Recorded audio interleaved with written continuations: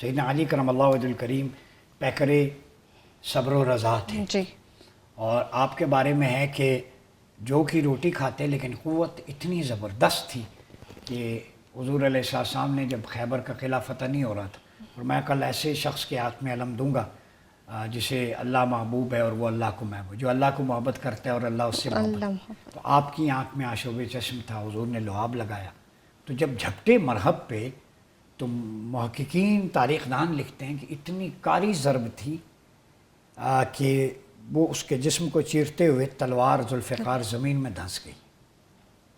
جسے پیر نصیر الدین نصیر گیلانی رحمہ اللہ گولڑا شریف والے انہوں نے لکھا تھا اٹھنے کا اب نہیں کہ یہ مارا علی کا ہے. اٹھنے کا اب نہیں کہ یہ مارا علی کا. اتنی کاری ضرب ہے، اب یہ نہیں اٹھنے والا. اتنی شجاعت. تو نوجوانوں میں بریوری پیدا کریں. بریوری کھانے پینے سے بسیار خوری سے نہیں آتی. سیدنا علی کا ہمیں لیسن ہے کہ رات کو اللہ رب العزت کی بارگاہ میں قیام سے، رکوع سے، سجود سے، تلاوت قرآن سے، درود و سلام سے خود کو مزین کریں، صبر سے. اور پھر سیدنا علی کا لیسن ہے ایمپیتھی، ایثار، اپنی ذات پر دوسروں کو ترجیح دینا. کئی دفعہ آپ کوئی گھر میں چیز نہیں تھی، اپنی چیزیں گروی رکھ کے لوگوں کی مدد کیا کرتے تھے.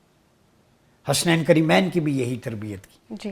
تو یہ جو ایمپیتھی کا جذبہ ہے، میں سمجھتا ہوں میں نے زیادہ آئیڈیلائز آپ کو کیا ہے. آپ کے نظام حکومت کو اگر ہم دیکھیں اس سے ایک آپ کا خط ہے مالک اشتر کو لکھا تھا، گورنر بنا کے بصرہ کا بھیجا.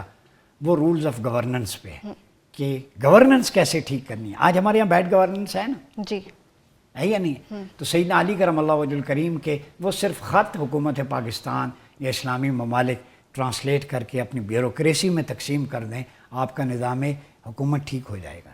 میں دعوے سے کہتا ہوں. اس میں زیرو ٹالرنس ہے کرپشن کے لیے.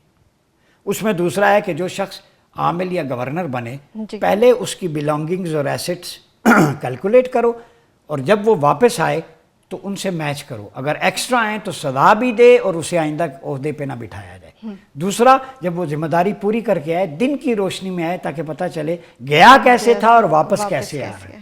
کتنی شاندار مثالیں. تو سیدنا علی کرم اللہ وجہ الکریم پھر کہتے تھے کہ ایسے شخص کو حکمران نہ بناؤ جو بے وقوف ہے، جو ویژنری نہیں ہے، جو کم ہمت ہے، پست ہے. بہادر شخص ہو، وین رکھتا ہو، اللہ اور اس کے رسول کی دین کی نصرت کے لیے جان بھی قربان کرنا جانتا ہو، وہ مسلمانوں کا قائد اور پیشوا ہو سکتا ہے.